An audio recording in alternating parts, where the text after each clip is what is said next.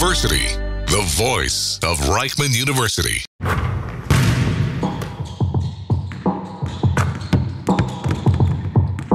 The Baseline. Stories from the court with Jonathan Rears and Nitzan Aharon. Yo, what's going on, everyone? This is the Baseline Podcast. Jonathan Rears here with Nitzan Aharon. We got Damari, DJ Burns in the studio with us today. Thanks for coming in. Appreciate you guys, man. It's an honor to be here. You know, like I said, I love it here. Israel once, but I love you guys' podcast. It's genuine love. You know, I get to learn a different aspect of, people's life that not a lot of people care about. So, it's definitely big for me to come on a platform like this. Yes, sir. Appreciate you. We're excited to have you on, and we just started something new starting last week. Okay. We're starting our episodes with a new segment called Starting Five. All right, cool. So last week we did the Winter League Starting Five with Max Heidegger. This week we're going to ask you your NBA Starting Five. Okay, cool. So you can start with your point guard. All right, point guard. We're going to go right now. Shea. Easily. That was quick. That was quick. What, they're like, all right, they're still undefeated right now? Yeah. Crazy. Yeah. Well, last time I checked, I know there was 8-0. I don't know if they had another game. He's just different. Yeah. He's just different. Some guys are just different. No, he's one of those guys that's just 101. Yeah. You can't really teach some things. And he just got some things you just can't teach. Even off the court. Hey, you gotta love it. Like, that's what makes a basketball player a basketball player. What's so crazy is you and I were talking beforehand about how certain players train so differently. Yeah. When you see Shea's workouts, it's just all balance and like band work and everything like that. He's not doing the lifting, everything that everyone And that's else when you see the difference in players, when they take time out to care about each other like that. Stuff like that. Like Kyrie. You have numbers of players that just diet different, train different, live different, and they get different, Yeah. Okay, now moving to your two. Right now, Anthony Edwards. He's hurt. But we gotta say right now. Okay. If he's hurt, No. You can do it. Oh, okay. I'm about to say. I'm upset about it because he's on my fantasy basketball team. So. Okay, I understand. Yeah. Okay, now moving to your three. Okay, in today's world, what do we call a three? Ooh, that's good. a good. That's it. What do you call a three? A good basketball player. Okay. It's positionless at this point. You could even put Wemby at the three. Like, honestly, Wemby 1 through 5, to be honest. Yeah, it's basketball. That's the thing. If I'm gonna go three, I'm gonna go Kevin Durant. 3-4, but he's still just scoring at an unbelievable level. Yeah, he's still in his prime. And I don't think people realize that, it's not a prime is when you have a deceleration. Right. And, he's going up. If not, or staying consistent. And how would you just call greatness? He's a 7-foot guard. He was doing it before, and that's why I tell people my argument all the time. I love Wemby and I respect him 1,000%, but Kevin Durant. So this in 2000s, come on now. I was there before there. I just don't think basketball was ready for Kevin Durant. How they are for Wemby. They was kind of anticipated. Everybody was ready for a superstar to come from overseas, and luckily he was able to deliver. But Kevin Durant, that was Wemby before Wemby. Now we go to the 4. Zion Williamson. Yeah, saw that one coming. Okay. Yeah, honestly, that's my guy. But if we're being for real, it's just different. When I think of basketball players, I think of when we talk about greatness and we talk about separation, what makes you different? We're a lot of good basketball players in the world, but those things, those small, ketone things, like a 40 something that's vertical, that's just different. So how could you not see him as still, even though he's not been able to really get to where he wants to, is one of the greatest basketball players right now. You gotta give it. It's one thing to put things to paper if the opportunity and things and sell life right, but it's just different. Yeah. Everybody I named so far, I feel like they're just. So we got Shea, Ant, different, KD, different, and Zion. Different. It's just different. Got to round it out with a solid 5 though. At this point, I gotta give it still to Joker. Yeah, that's people fair. still sleeping on him because he's doing it so consistent. It's crazy. He's your 5, but he's also the one who's probably bringing up the ball too. Exactly. A lot of people, when you used to being good at so long, a lot of people just get tired of it, I guess. and he's still doing the same things that he's been doing. It's like, I mean, I love Shea and I love this, but like, Joker is Joker. I mean, winning comes to a playing field, but it's still a 5-man doing this. Didn't he just drop like 30, 15, and 15 in a game? And I don't think nobody really says anything anymore. Yeah, That's the thing. It's like, yeah, 40. But he's gotten to the point that he kind of has like the LeBron effect, where it's every year he should be MVP. For sure. You know, and now it's like Joker's playing at such a high level. They're like, all right, cool, but now who else is going to win MVP? They're searching for someone else to give it to because he just is a shoo-in every time. I just think that it's, it boils down to the end of the day, everybody's, good to have great players, but who can win? Yeah. It's the separator. Shea, you got to respect it. You got to give him his flowers in every way, do and the MVP because he's winning. Everything he does is translating to winning. Not saying what Joker is doing is not translating to winning, but literally everything Shea is doing. I was just watching the starting 5 documentary. So nice. Yeah. Oh, great. He gets mad when he gets 30. You saw that? Like, come on, man. 30 is a career night for basketball players. Like, what are we talking about? His wife is like, are you serious? And he was serious, though. Like, and I understand it because when you're playing different like that and you have expectations set on yourself, and, I mean, you have so many different people believing you. You have the world. You have, your country. You have your family. You have your team.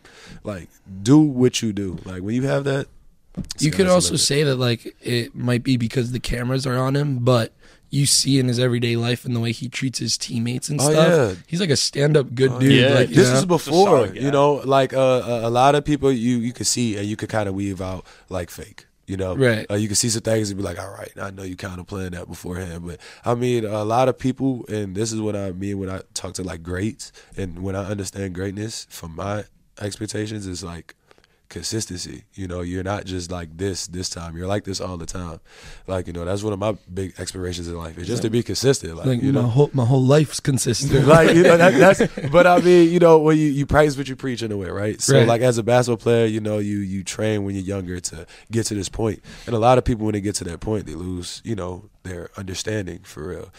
But I mean, if you're able to like be disciplined as far as just consistency, not every aspect because we're humans, right? Mm-hmm. But if you're able to be, consistent, bro, you got a chance to be great. You said not in every aspect, like, yet you see with these players, it's consistency in almost everything that they do. Yeah. It's crazy. It bleeds into, it's like some of them, you saw, for instance, we talked a lot about Steph Curry in the basketball world and how his consistency was he had to leave on like 5 swishes of free throws or no matter what. Sure. And then you saw how his diet was exactly what he wanted. It was crazy. No matter if you're dropping 40, no matter if you're dropping 60. And like, that's the type of things you got to have with yourself. Like, you know what I'm saying? If you're able to do those things, that's when I feel like you see the greatness different. You know what I'm saying? Like, there we go. So that's the starting 5. DJ Burns. Yeah, for sure. We said solid. SGA, Ant, KD, Zion, for sure, and Joker. Yeah, that's crazy. pretty elite. That's an 82-0 team. That's an 82-0. Yeah, for sure. There you go. I think you need about another 2-3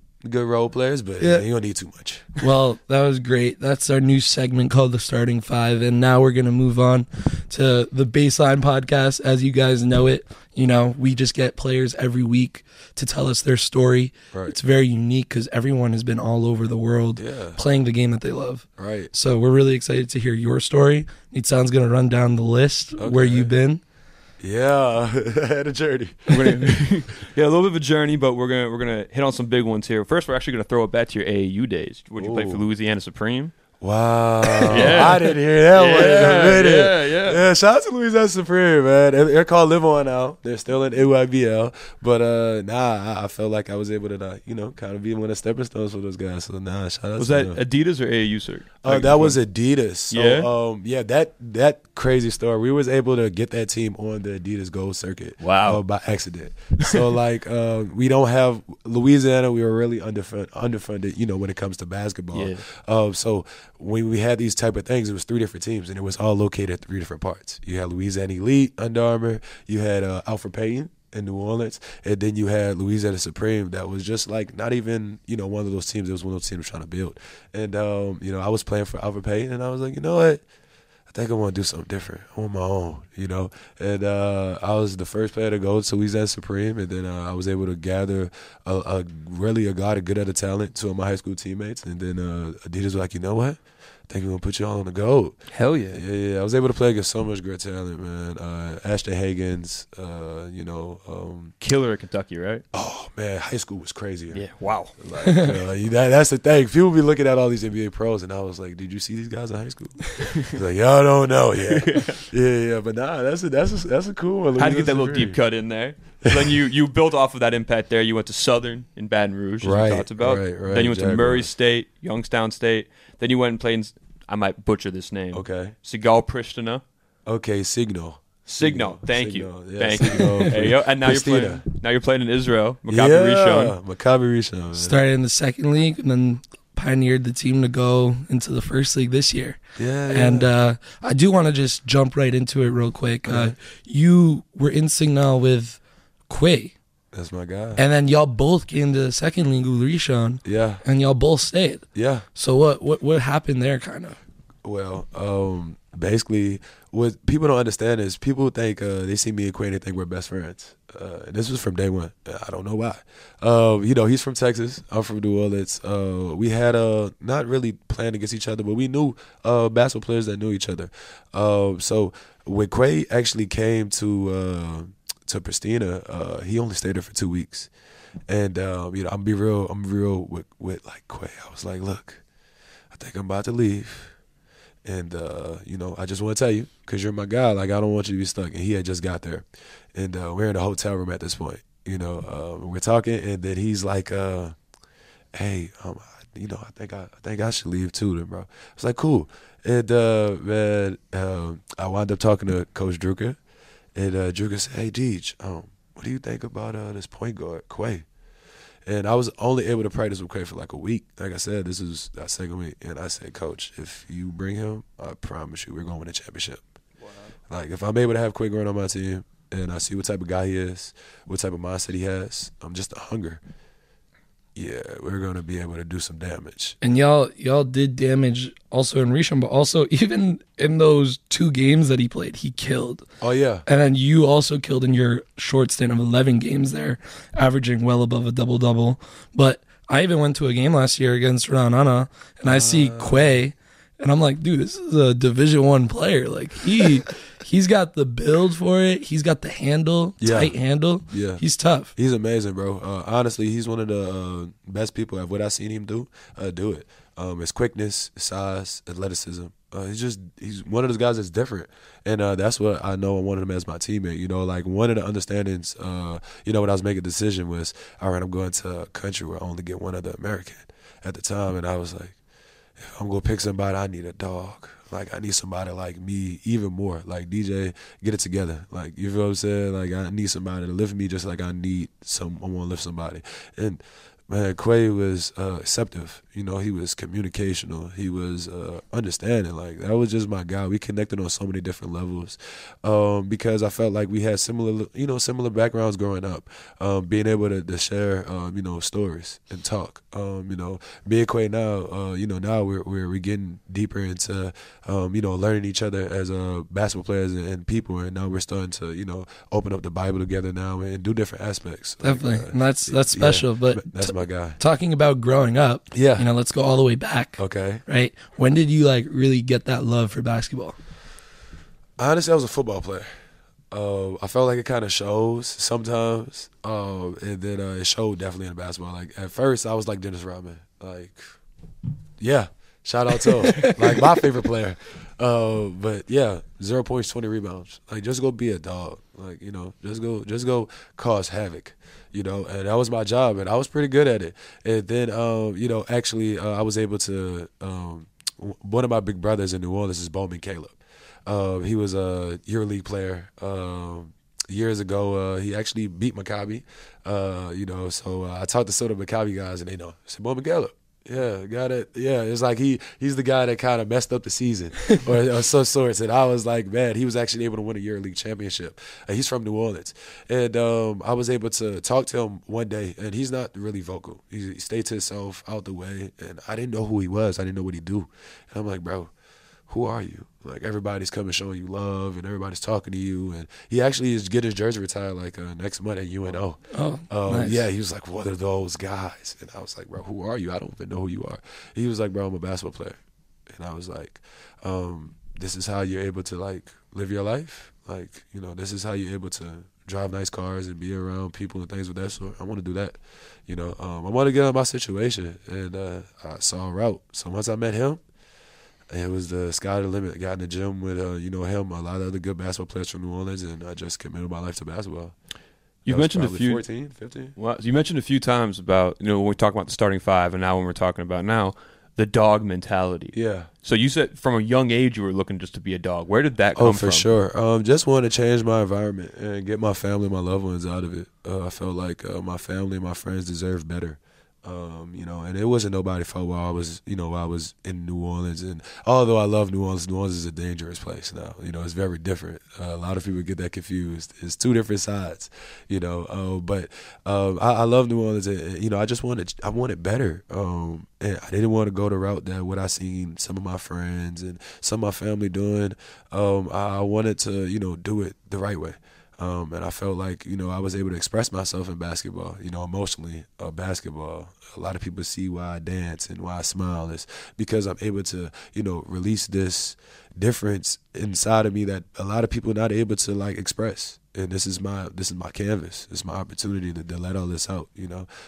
So I mean, it just comes from just wanting different for what I seen. I felt like I deserved different, so you know, I felt like I could do it, and that's what I did. It's amazing, and we see it on the court. Yeah. So we talked about Louisiana Supreme, and then going into high school as well. What was your high school situation like over in Louisiana with AAU, and how did that really start your mind going like, oh, I want to go and play D1 basketball? Right. Well, honestly, I'd be lying if I said, like, I didn't think I could, like, be a pro basketball player or a pro. Like, I seen Bo do it. I seen other guys do it. Alfred Payne do it. I saw people around me, Greg Monroe, people that just came back to where they was from and, you know, shared their story. And I was able to be in the rooms with those type of guys. And I took it, you know, and I really paid attention to it. And, you know, in high school, I actually was faced with the opportunity to go to IMG 2 years in a row, junior and senior. And I turned it down because even though I was at a public institution, I wanted to deliver for New Orleans. I wanted to be a foundational player that, you know, says, hey, I'm from a different situation, but that doesn't mean anything, and that doesn't put a cap on my abilities. And I wanted to be a voice. I wanted to be heard from where I'm from. I love New Orleans with everything, you know, and I felt like now I was able to be one of those key guys to open up avenues for, you know, New Orleans basketball players to have life, which is, you know, very more having to say than going to IMG or to go to other opportunities because, you know, I feel like the game and life is bigger than me for sure. And if I'm able to, you know, sacrifice my 2 years of basketball for 10 players to go and get opportunities, then I'm going to do that. Not just because it's right, but that's how it's supposed to be. It's supposed to be, you know, a revolution, you know, open the door for the next and the next and the next. And, you know, that's really just, you know, how everything kind of unfolded with me being in that. And actually, when I left to go from high school to college, I had 32 Division I offers. And a lot of people was like, you're going to Southern? And the reason I went to Southern is because, you know, Southern said, hey, I want you to play. I don't want you. I felt like a lot of people wanted me as a trophy. This guy is from a place where it's a little different, and he's able to be on my roster, and, you know, we're able to, like, flaunt him as a hard worker. And I wanted to be more. I wanted to be actually a good basketball player. And Southern was like, look, you coming right now. You're playing. And when I went to Southern, I was the only freshman on the team. I had juniors and seniors. But you also talk about being a voice and being an advocate to other people around you, you know, and not taking, quote unquote, maybe not the easy way going to IMG, but doing it in your city, right? And then going. And for our listeners who don't know, Southern's also an HBCU. For sure. So does that have something also to do with for sure, giving a voice to other younger guys? 1,000%. When I chose Southern, it stood more for, like I said, more than myself. I was a top 5 player in Louisiana when I went out, and I think still to this day I'm the highest commit that Southern ever had out of high school. So like I took that as like a chip on my shoulder. And part of that class, that was a lot of big HBCU movement when a lot of guys that was higher ranked was going to HBCUs. They had some guys go to Alabama State, I think, for the time. Jackson State, they're still thriving now with it, and I think that's when they just got Mo Williams. So the SWAC League had a real big push, and I thought I could be different. I wanted to be different. Southern definitely showed me different aspects of my life that I didn't know I needed and I didn't understand as a basketball player. I was actually going to win a championship if it wasn't for COVID. We was actually winning the championship game, about to play for the championship. So that was going to be my first ring if I was able to get it. But I wanted to be different, so I thought, why not be different? I still got the news paper my mom does when they called me the biggest bust for going to Southern, and I loved it. Because everybody say you have all these opportunities. Why aren't you doing this? And I said basically because I'm me and I'm not you. Everybody got a different route, and I think if you run your course right, everybody will meet up at the end the same way, which I felt like happened for me so far. So yeah, I definitely love every decision, especially Southern and those small mid-majors that I chose to go to. It's kind of incredible, really, how we talk to so many different players, and a lot of them get led almost, some would say, astray, where they get led down different paths because they need to go to the big names, big brands, things like that. And you want to stay home and really be an example. And also your play on the court translated. You came out and you immediately averaged, 9 and 5 as a freshman, played in 32 games. So talk us through how your mindset going into wanting to be the role model translated onto the court. Well, it really just took understanding. A lot of people want to do things that's, not necessarily what they're best at, especially when it comes to basketball. In life for sure, but in basketball for sure, I think so. So, when I got to Southern, I looked and I said, okay, I have juniors, I have seniors. And I'm in a SWAC league, so it's a little different in the SWAC. I don't know if people know, you have some 28-year-olds, 27-year-olds. You have people that might have 4 kids, 3 kids. You never know what you get in the SWAC. So I'm like, okay, how can I get on the court? Like, how can I play? And that's when, like, the rebound effect started. I was like, wait, I could do this, and I could do this good. I'm younger than y'all. I might can outrun y'all, I can outjump y'all. I think I'm going to do this. And everything else that come, I'm going to just, I'm taking it in stride. But that's when, like, the coins effect. Like, I started that, like, probably high school, definitely college. But, I was like, listen, y'all money is points. My money is rebounds. That's why I call them my coins. So, like, I wanted to be on the court so bad that I was willing to just do whatever, just try to find different ways, different strategies. That's what I could really put it. How did at a young age, as you just said, you talked about rebounding being your coins. Yeah. And that translates immediately into what you talked about with the dog mentality. For sure. That weight you must have been carrying, though, to carry the city on your shoulders, go to Southern, then also have this dog mentality all the time. Can you walk us through what that experience was like? Well, I didn't really see it as pressure. I took it as, like, a blessing. Like, this is like, I get this. Like, everybody wants to be those type of guys and those type of people, especially in moments like that. And I was just so happy and so blessed to be in those opportunities. I never really looked at it as pressure. I knew I felt like I found my passion, what I was good at, and I started figuring out in high school how I can really be good at this. And once I figured it out, it was like, man, why didn't I figure this out earlier? Like, dang, if I can give an answer key to people and to be like, look, this is how you do this, I really would. I was like, because once I figured it out, I was like, this is easy.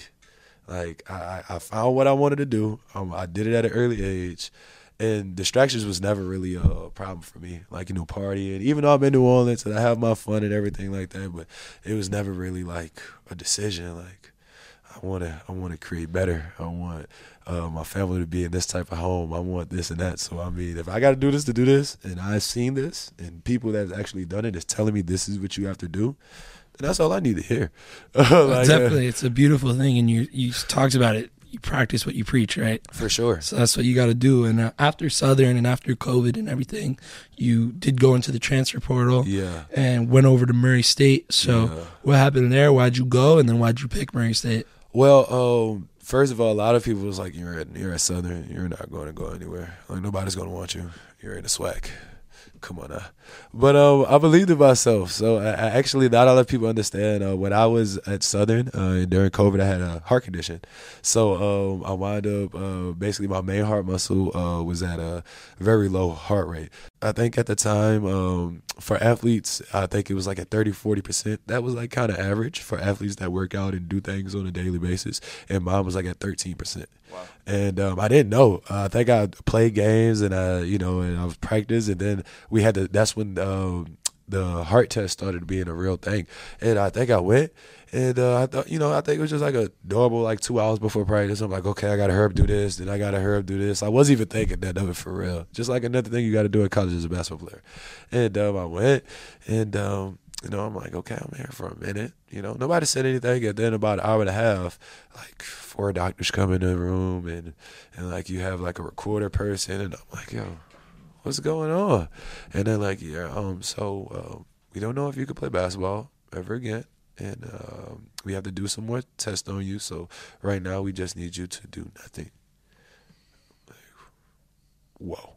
Well, it's like, whoa. I don't know what to do now. Like, I can't walk. I can't go run for real. I can't. And it was scary. It was definitely scary. It was life changing. I didn't know if I had basketball anymore. I didn't know if, I had a lot of things around me that I felt like I did. I lost a lot of friends. I lost a lot of, I felt like family to me at the time. Everything kind of, shut out. It was like I was in a bubble by myself. It was COVID, so financially everybody's struggling in the world, right? I'm a kid. I'm still, when I went to college my first time, I was 17. So I think during COVID, I was like just making 19. You telling me I might not be able to play basketball anymore. I really don't know what to do at this point. I had to sit back. And actually, not a lot of people understand this story. So they told me like, we're going to take medicine, we're going to get you back right and everything like that. So I took the medicine probably like 2 months, and then I stopped taking the medicine. I'm like, I can't do this. Like, I don't feel nothing wrong with me. Like, I'm not about to do it. And I started working out, and they told me like, before that, like, don't do anything. And I'm like, listen, I love basketball, and as much as this, it's kind of sad for me to say, if I'm going to go out, I'm going to go out playing basketball. And I know it's kind of crazy, it's extreme, but I can't just do nothing. It's already COVID. So I'm sitting in the room. I'm losing my mind. I don't know if I could play basketball ever again. I'm like, listen, I'm going to go hoop. I went on the outside court, outside rim. My team didn't allow me to, like, do anything, so I had to literally sneak on the outside rim, and I just hooping for hours. So everything happened, and then I hopped in the portal, and everybody saw my heart records, and I didn't have any offers. I was like, oh, my biggest fear coming true. They told me nobody was going to want me from Southern. My heart information is going out now. I don't know what to do. I was actually about to go to Kobe Jack College. It was a JUCO. And I was like probably like 2 days from commit, a day from commit. I'm like, I'm going to just go get it out the mud. It's nothing new. And my high school coach was able to call Casey Long. He's at LSU, actually. He's the assistant coach. He was at Murray State. He's from Louisiana. And they had a conversation. And we had probably a 10-minute conversation. And the long story short, he was just like, listen, we have one roster spot left. If, like, everything come back cool, we'll take you. But, like, it's one roster spot. It's the last one. Like, cool. I'm doing it. So probably the next day, my doctor sent the information over, and they probably conversed about a day, and then he said, you know what, you clear. I was like, send the paperwork. I don't want it. He was like, you want to visit? No, just send the paperwork. I just need an offer. I just need a school. And I went there, and I was the youngest one on the roster, and I worked my way up. Actually, one of my closest friends is a super senior at that time. His name is Skipper. He's actually, I believe, in Russia playing basketball. And, man, he was a 6-year senior. He averaged like 15 and 7, 15 and 8. And that was like who I was going against. And then I had a JUCO All-American there too. So, like, I was like, okay, this is in front of me. I'm going to start from the beginning. And Still I actually played 26 minutes a game. Yeah, I started. So I started every game that year. It was life changing. I gained like 20 pounds. It was a different type of life. That's when I started eating right, started training right. So that first year you averaged about 6 points a game, 6 rebounds a game. Next year, you average like almost 9 points a game, also almost 7 rebounds a game. Yeah. So very similar seasons, and you're the only returner on Murray State that next year. Yeah, everybody left. Also, NIL is a thing now. Yeah. So that's like the beginning of it. So what happened with the NIL for you, and also what was it like being kind of like the captain of the team? Yeah, that's what the responsibility was for me. That's why I came back. I wanted to show that I could be that guy. You know, you hear all the great names that came from Murray State. I'm like, DJ Burns up next, probably. I could make it happen. You know, unfortunately for that year, it didn't go really good. Basketball. I actually really wanted to step away from basketball for a minute. You know, it was different. I thought being that guy coming from high school and being in college was the same thing, but it's not. It's two totally different expectations, two totally different mindsets, and I wasn't ready. You know, I was messed up. I had my tribulations. You know, it was times where I was going from 32-2, and then I think we finished the year like 14-50, 14-60, and then, you know, we was getting beat by 30. In the same season, we was beat by 30 the year before. I'm getting beat by 30 now, and it's like, man, it's crazy. NIL, really, NIL had no playing part of me going back to Murray State. I didn't care about NIL. I cared about Murray State. Like, I loved it that much. You know, they had a lot for me, but they didn't have that for me, and I was okay with it. I was like, listen, this is NIL for me being here. You know, like, I just love it that much. And, you know, I loved my Murray State career, my experience. I still have friends there. I'm still cool with the teachers there. The basketball team, they're back in winning spirits now. You know, I still keep up with them. You know, I believe Murray State still to this day. So, I mean, you know, it was a lot of ups at first and then downs. But overall, Murray State is truly like a God gift, like, place that, you know, saved me as a basketball player, healed me as a person, and made me into a monster. Set me up to just be dominant, great. You said that you wanted to step away from basketball for a minute. Yeah. What went into the decision to in the end not step away? Really, my head coach, Steve Rowe. He called me. He was at Iowa State. He came in with me coming back, and he was the reason why I stayed. I was able to talk to Halliburton. I was able to talk to Markieff Morris. I was able to talk to a lot of Iowa State legends that he recruited and he brought in, and they were big dogs. And I just wanted to know why. Like, why do you want him to coach you? Why should I stay here? Like, just tell me why. You can tell me why, I'll stay. Literally, it's that simple. And, you know, Steve Rowe is just a great person outside of basketball. You know, he invited me over for lunch and dinner, and let's just talk, and let's just be here now. And at Murray State, when I thought of being that guy, I thought of a lot of outside distractions first, when I first got to that role. Like, okay, I want to be the big dog here, so I'm going to have some parties. I'm going to do some things to kind of establish myself. And Steve Rowe wrote me back in. He didn't discipline me crazy, but he wrote me back in. It was times when people don't know, me and Steve Rowe was at his office 10 o'clock, 11 o'clock, just doing schoolwork, just being a great person to me. And at the time, I hated it, but it was God saving. You know, he's a real believer in faith, and that would kind of spark my belief in faith. You know, just being with him. It's just Steve Rowe. I hope you look at this one day. I love you. I just want you to know, man. You help me. Well, you were that man for Murray State, and you loved Murray State, and you also have that 5th year now. Yeah. But you go to Youngstown. Yeah. Youngstown State. That's my dog. And go Gweds. Ohio. Go Gweds. Kill. Penguins. Kill. Yeah. What do we say at the beginning of the podcast? You wanted to be that rebounder. For sure. You went and you were the main best rebounder in Youngstown ever. Yeah. All-time leading single-season record in rebounds. Yep. You know, averaging a double-double. Went off, right? So what went into going there? And what was your year like at Youngstown on and off the court? Yeah. Oh, man. Youngstown was, I feel like a mixture of, like, you know, Murray prepared me to, like, just take off. Showing me what I needed to do off the court or the court. And, you know, actually what's crazy is Will Wade was my first visit at McNeese. And actually I was there with him. And Youngstown called me. And I was like, I'm not going to lie to you. Will Wade, he's that guy. I'm going to come in here. Like and I knew McNeese was going to do what they did before they did it. I was the first visit. I was like, listen, I got to be a part of this. And Youngstown called me. I actually got stuck in Lake Charles another day, so I'm chilling. I'm bad. And Lake Charles, Lake Charles is cool, but it's not amazing. So, like, I'm trying to get out of there. And Youngstown called me and, like, listen, we want you to come, like, next week. And I was like, listen, I'd have been in this portal so many times, so many coaches. I'm tired. Like, I'm just about to go to McNeese and I'm straight. And he was like, listen, you going to want to come here. I promise. Like, just give me a chance.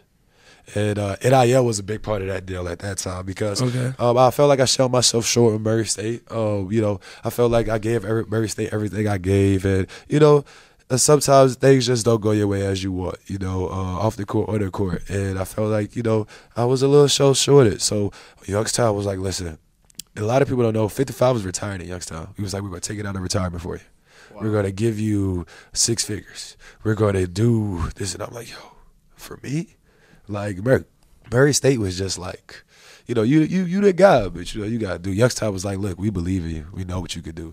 And coach that's at Utah State now, Jared Calhoun, a wizard when it comes to the board and how this works with basketball. And he was like, listen, your usage is going to go up. You're going to average exactly what I averaged. You're going to do this. You're going to do it. I'm like, coach, I just came from this. How am I going to do this, coach? And he was like, listen, look at the guys before me. When they came here, they did this, And it was guys that averaged 1 point and 1 rebound. And then his name is AD. He's in Germany right now and averaged 12 and 8. I'm like, you really do this. And, I believe in his story. He was a D2 coach that, grinded from foster care. He was able to, do things and show me routes in life that I didn't think someone of his color could, at the time. I'm a guy from New Orleans and, I'm showing a different life. And, you have this, Caucasian guy that's, like, listen, I understand you. I feel you. Like, I get you. And we able to have life experiences and talk. And he invited me over my first time in Israel. My first time in Youngstown. And he was like, like, I see what your mom goes through. I see what your family goes through. Listen, call me. Like, just call me. We don't got to talk about nothing specific, but call me. And that said a lot to me because we had that mental connection.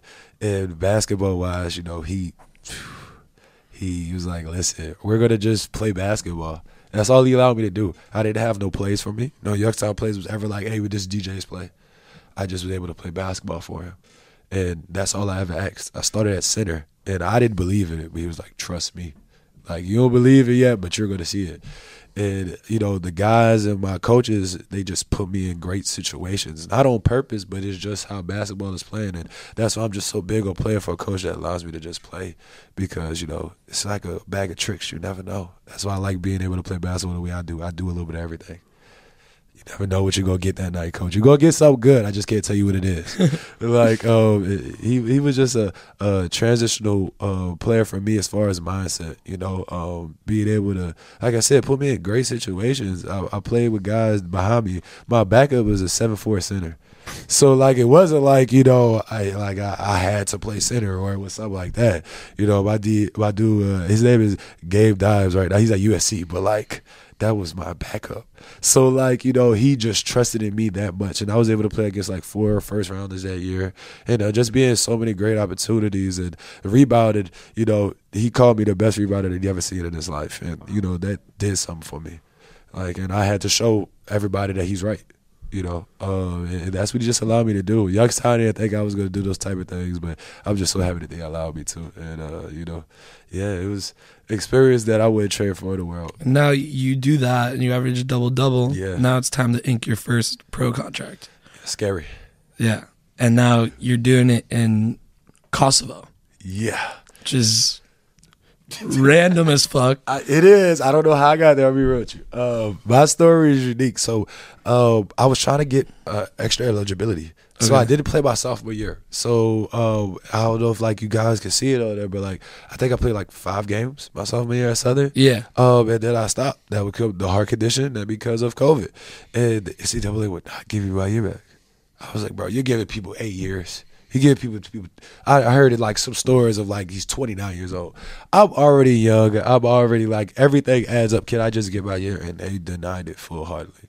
And I fought it. So I sued the NCAA for like 2 months. I was like, no, I'm not giving up. Like I deserve to be a basketball player in college. And you know what?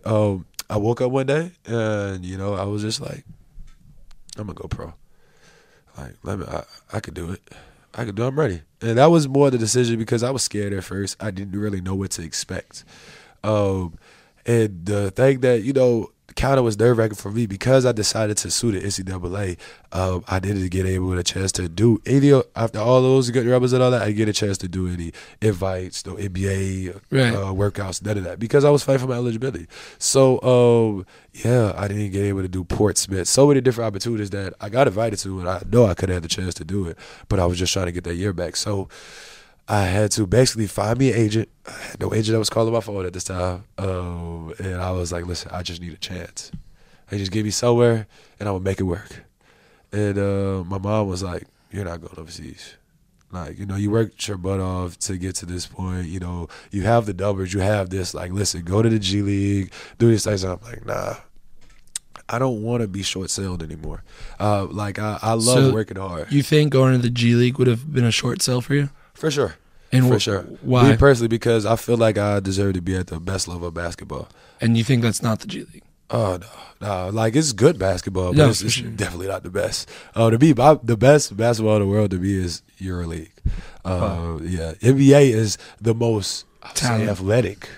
I'm even going to say talented because you having now, like, Euro players that are Wemby, that's more than talent. Right. It's skills now. You're 7'4" doing this. Skills. Like Luka, a lot of people short sell him, but him to do that at his size that he was doing that, and he's a little skinnier now, that's skills. Like you have to have a different type of, and I've seen how Euro basketball was like life was.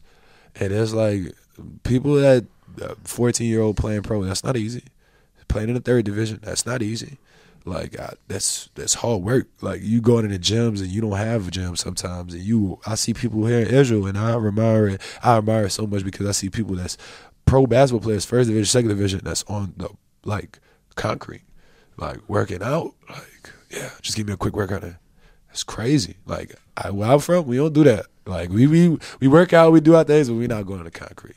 Like especially now as a pro, and like it's respect because I understand that. I feel that I believe that, even though I can't play in the NBA and I can do all these, type basketball things, I just want a legacy. I have a daughter. So my biggest thing is legacy. I have family, the legacy. I have a little brother that loves basketball. He's 9. I want him to see legacy. I want him to have something to build off, foundation. So, like, for me, I was like, I gotta go find somewhere to play in Kosovo. But your mom is like not so into it. But no. Eventually she warms up to it, and you do go. Yeah. Getting off that flight in Kosovo, what were the feelings going through your mind? You're finally overseas. You're doing it, but you're alone. So what's that mental aspect for you in your first time doing it? Were you scared? Were you nervous? What was the mind going through? I'm just an intriguing type of person. So I was more so intrigued. I was like, man, okay, I'm here. Like, what do I do? Let's just go see. Let's go do things. Let's go experience. Let's just go be a good person and see what happens in life. And Kosovo was an experience. Basketball there at the time, I felt like talent was really good. Right now, I feel like they're still getting better. But I felt like it was really good. They just didn't have the platform that I felt like you needed. So I was able, actually, my Israel agent now, he came to Pristina, and I'll never forget this. He was like, listen, no disrespect, but why are you here? Like, what are you doing? I think that was after the game. I think I had 36 and 27 or something like that. Something like that. Jesus Christ. Yeah, it was a crazy game. I really can't tell you how I did it. I don't remember the game. Don't remember at all. I don't remember. I play basketball and I just just black out. I just live on. Like, I don't. Everything that happens when it comes to basketball is like training. It's like if you're going to like war, you train for that. You don't just hop into it. So like as a basketball player, like practices was hard. Game is like show and tell now. Like now we get to put this on the platform. But practice is like where you down on the floor and you dive in and all the stuff that like like hurts. Basketball and the game. This is like this is just like show and tell now. Like So yeah, he came there, and I think it was like after the 36 and like 27. I don't remember the stats. It was something crazy. And he was like, "Why are you here?" I was like, "Can I be honest with you? I don't know. Like I'm just doing what I think is right." Or how and at that time I didn't have an overseas agent, and I didn't understand what it meant to have an overseas agent. I just had an NBA agent that got me an overseas job. Did you have anybody in your ear at all to push you to go overseas? So No. you had no idea what to expect. This is the thing.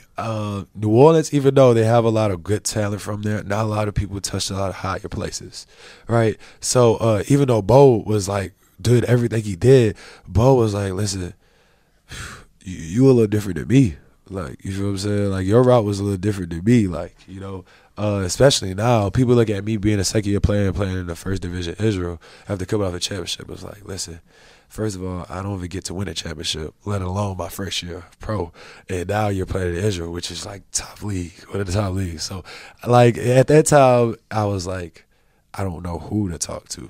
Right. I wasn't too social when I was growing up. Like all the little fame I got from being a New Orleans player that was doing all this was just like people knowing me from being a basketball player. I wasn't really social. Like when you see DJ on the basketball court and DJ off the purse, it's two totally different people. Like But he asks you, "Why are you here?" And you're like, "I don't know. I don't know. I think this is what I'm supposed to do." Yeah, like this is what I was told. And like that's how it goes. He tells you something, and then He's like, listen, I get your job next week. Okay. I get your job. And he does it. Easily. He does it. And then now you get bought out. Yeah. So there was the thing. I didn't have any experience. I didn't know. And I guess nobody knew I was going to be good at basketball, supposedly. So I didn't have a buyout on my contract. So it was a fight. Like, no, we just had 37 and 20. We're not letting him go. Like, what are you talking about? And it was back and forth. So actually, I had to take a little risk on myself. And I actually gave up some of my contract money. I was like, listen, y'all keep the check that y'all owe me. But keep about to have a daughter now. And my daughter is a year, like probably a year and a half, closer to now. So this is money time. Like, keep the check. And, Maccabi, give them half of my first check. Half my first month check. Whenever I do get it, because it still got to be there for a month, right? You still got to sit there. So it's like probably 3 months, 2 months without a check. And I just knew it it's going to be some risk. But with high risk could come high reward. Right. And I believed in it. I believed in myself. I was like, listen, I dug myself a little bit of a hole, just not knowing. I'm not going to say dug myself a hole. It's okay to learn. I'm just glad that my learning didn't come with like detrimental, experience. Right. So I was okay with, taking my early war wounds, looking them in and being able to, look at it 4 or 5 years ago and be like, I'm happy I did that. And to tell somebody, hey, don't do this. But you were so adamant about doing it, giving up a lot of money for it. Yeah. What went into it? It's not even the first league, it's the second league. Yeah. But it's in Israel. Did you know kind of like that Israel's a better league to play in? Oh, for sure. I started understanding. Like, I started paying attention once I got over here, because that's like all I watched. Like, once I got over here, I don't watch the NBA if it's not like the Pelicans, I'll be real with you. If they like my guy Z or like the Pelicans, I'm not watching the NBA. Yeah. But I started paying attention to overseas basketball and what's going on and how it works, and, who do you need to know and how do you get through this and things of that sort. Like, I just started paying attention to details.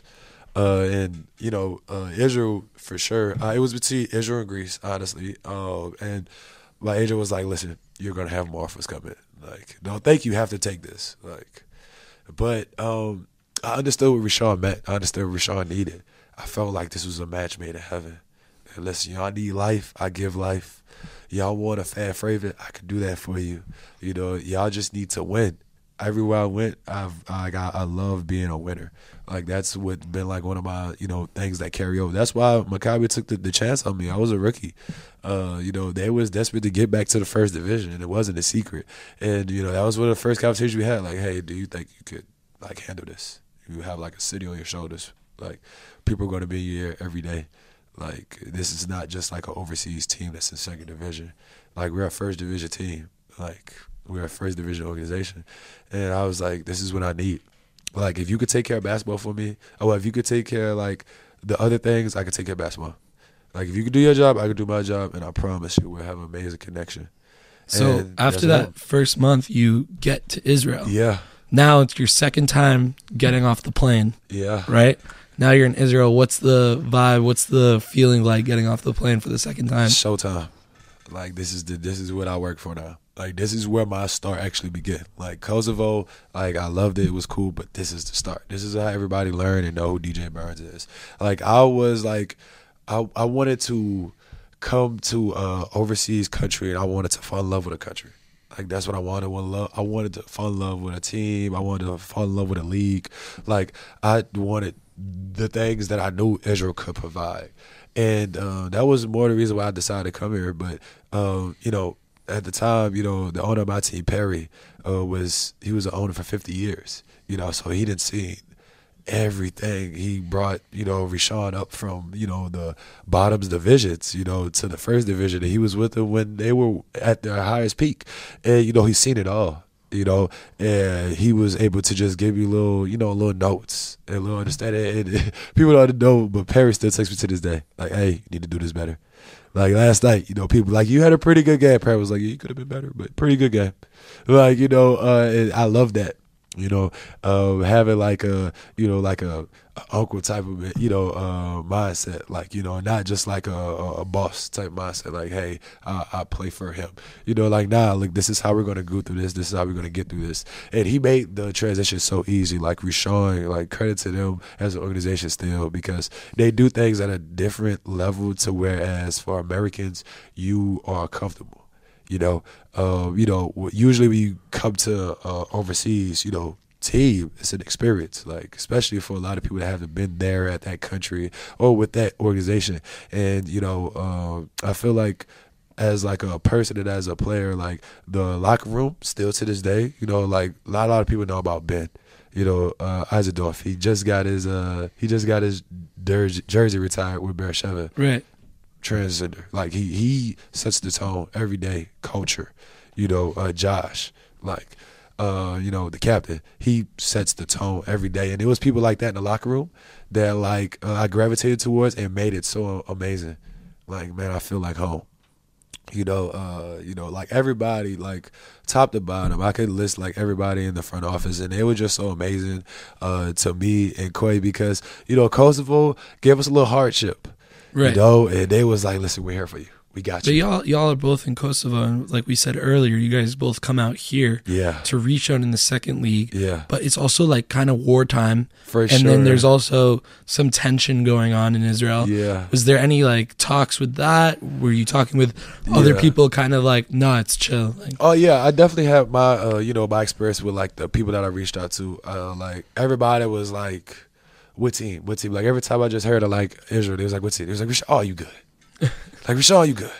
You right there by Tel Aviv. It's one of the biggest cities out there. You're good.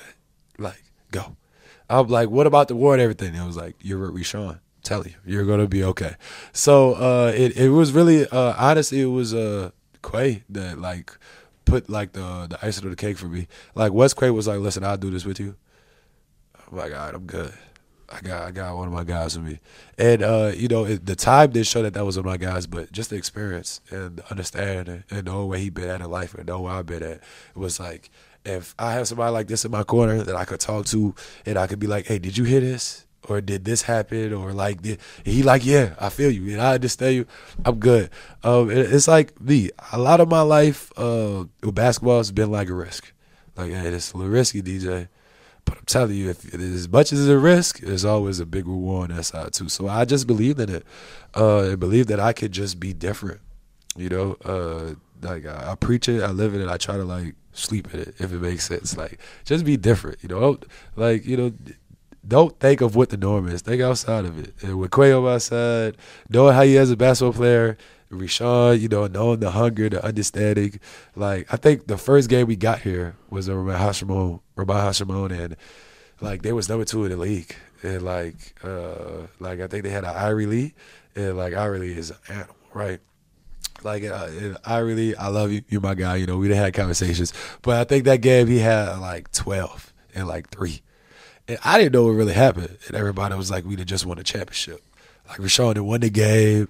And like me and Quay just like, you know, we didn't even play our best. You know, this is the second day after the flight. So we landed in Rishon about 8 o'clock, slept, woke up, shoot around, game. Like, and won by like 12. 15, like the second team at the time, and like we didn't understand what happened, and like you just see the joy and like the passion that like the fan base had, and the team and the coach. And I was like, yo, we could do this. Like, Corey, I told you, you told me, and like we about to make this happen. And we just kept telling each other that throughout the whole year, man. Like, I mean, yeah, that's my brother for life. Show the words. You talked about wanting to fall in love with the country, fall in love with the place. So you talked about how you fell in love with the team and its culture. Yeah. What did you fall in love with off the court? That's tough because there's so many things. Like, I mean, like Israel, when I come in, is like a breath of fresh air. Like for me, personally, as a person, just because from one, everybody's so conversational, everybody's so personable. Like everybody like gives you real. Like, that's what I like. Like, you know, I like everybody's not always happy, right? Everybody's not always smiling. But, like, they're going to give you, like, the real here. Like, and I love that from, like, the people, like, you know, not in a mean way, not in a bad way. But, like, people are, as simple as words, people here are amazing. Like, I like how Israeli people, like, how they rock. They're real. You know, on the road rage, you're going to see some road rage. Like, they're real. You know, when they're happy, you're going to see people at their pure joy moments. Like, off the court, I felt like the scenery, like playing in Rishon, like the trees, right? Right there by the beach. Like, then after we go off the court, you know, you think about like the food. I'm like, man, this is like America, and it tastes better. Like, I'll be like, man, it's healthier for you too. It tastes better. It is healthier for you. Where's got better food though, New Orleans or here? Yeah, we go far now. New Orleans by far. I gotta lie, that's a far stretch. I love my Israeli food. It's like shawarma, amazing to me. But like New Orleans is different. That's just a different, untouched. But yeah, like Israel life made it so comfortable and so easy for me to do my job and like be happy at it that like I was like, yeah, it's gonna be hard to leave here. Like, it's just so amazing. Like, I don't feel like there's no wrong here. Like, there's war, but there's war everywhere. You know, there's problems, but there's problems everywhere. It's like pick your poison. You gonna deal with this, or you gonna deal with these problems? I like dealing with these problems. It's okay for me. Like, it's cool. No, it's true. Every city that you go to in the world has it has something negative part. But you also said about being the guy of the team, you know, and being the captain. That's something that you really take pride in. Yeah. And being that energizer. Yeah. But also, we've even gotten messages from fans like, get DJ Burns on the show. Yeah, get DJ. Man, you know, we love him because like Rishon loves you. Like, you're like the staple of Rishon. So how has it been with like the people of Rishon? Have you gone to any Shabbat dinners, stuff like this? For sure. I go to Shabbat every Friday. Like, you know, it's a thousand. Like, after this, we're gonna take me a nap. We'll wake up. I'm going to Shabbat. Like, you know, that like it became like my everyday thing. Like, my every week thing. Like, I love the Israeli culture, right? It embraced me. I remember like my first game here. Like, go back to like the first day. They have this like one crazy fan I love, Shay, right? Foxy, that's my guy. He showed up and we got here at 8 o'clock. He was at Quay's crib because I stayed at Quay's crib for that night, first night here. I stayed at his crib. He showed up at 10 o'clock at night with a band, or like with like music, and this is like our first day in Israel, and this is where like we get introduced in that night, and I was like, oh yeah, this is what I needed. I needed the fan base like this. I needed this type of love, this type of like, you know, push. Like the fans there, they're amazing, and they would give me the drive. Like, I know they want to win so bad, and I know I can do this as a person. I can have a hand in this. Why wouldn't I want to give these people this? Like, Foxy has a tattoo of Rishon championship on him. Like, if you're willing to do that, I know you really crazy about Rishon. Like, he's missed one game, and it was last year. Besides that, he has not missed an entire game his entire life. That is crazy. Like, this is crazy, you know, knowing that they didn't been in second division, right? They started in lower divisions than that before they got to the first division, and you was here for all these games? Like, I love you. I love you for just your passion to basketball. Like, yeah, Rishon, and we have this connection, but I love your passion for the game of basketball. Like, you make me, as a basketball player, want to give it my all. And that's what they allowed me to do. They accepted me. You know, I'm a different type of guy. Now, I can't play for every type of fan base. I can't play for every type of coach. You talk about him getting the tattoo of Rishon. Yeah. I see you got a lot of ink on you. Yeah. But you also got this little Hebrew tat. Oh, my, like. Is that new? So, actually, this was last year. I got this probably a month after being in Israel. And the fans gave it to me. Like, it is crazy because it's on my Instagram. I think I did a little short interview after one of my games, and everybody's in the back. You are Malik. I'm like, whoa, I'm sorry. I don't know what's going on. And like, somebody broke it down to me. What you saying? Like, yeah, I was like, hey, oh, I'm sorry. And somebody broke it down to me. And like I said, Foxy, he came running through the court. He was like, no, you are the king. You are the king of Rishon. And I embraced it. At first, you know, I just kind of faded away from it. And then, they feeded it. They fed it to it. And I think one day, me and Shay and some of the guys went out to eat, and we was just joking. And I was like, you know what? If this happens, I think it was like 2 monumental things happened. I'll get a tattoo. Like, I love it that much here. And I think it happened. And, like, I think it was Josh, the captain. Like, Josh, he was like, yeah, I think it's tattoo time, dude. I was like, word, for real? Oh, but nah, it was the nickname that the fans gave me. And I just embraced it. They called me the king. And for a country and a city like Rishon that has so much tradition, so much rich history, they embraced a 23-year-old rookie. Mm-hmm. You know, that's from New Orleans, Louisiana. I'll forever love Rishon. You know, they'll always hold a special, you know, place in my heart because not too many people in situations believed in me, but they did. You know, Perry did. And this is not just any type of team. Like, this is one of those teams that you hear about when you think of Israel in history. And, you know, they allowed me to, like, be myself. They didn't try to put me in a box or do this or do that. Like, what if Druka's first thing he's told me was, like, I love the way your passion is. That's why I want you. Man, you have the same type of passion. And, like, not everybody understands Druka. And it's okay because me and him were two people that not really understandable about you. But when you get it, and you love it. And that's why we've been connected. For sure. And we love that you love Rishon and we love that you love Israel. But going to wrap up, like, you're a young professional, you know, 2 years out, only 2 teams, had your 5-year college route. Yeah. What's some advice you would give a guy coming out of college in the States who doesn't really know about overseas basketball? Yeah. For one, trust yourself, you know, trust your talent, you know, be realistic. You know, look in the mirror and tell yourself, like, what do I have to do to get where I want to, you know, go? Everybody want to be different, but what are you willing to do to be different? You know, to give yourself a different life, to give, you know, who you love and what you want, a different opportunity. You know, so many people try to control things that they can't control.